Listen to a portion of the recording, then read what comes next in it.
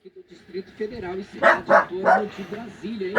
Para esse domingo agora, nesse domingo, no horário das 8 Olha aí que eu não sei se para de... No prosseguimento da grande campanha, a campanha que chegou para impactar as nossas vidas, para impactar todas as famílias de Brasília e também cidade toda de Brasília, a grande campanha buscando uma nova história para a minha família. Olha que coisa linda e maravilhosa.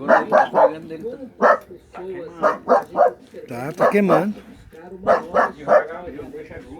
É. De verdade, então vamos estar conosco neste domingo agora, no horário das 8 horas da manhã, nesta grande campanha, a campanha da família, né? Quantas famílias que vivem uma história de dor, é o filho que está nas drogas, é o filho que está de trás das grades, é o esposo que está preso de trás das grades, é esta pessoa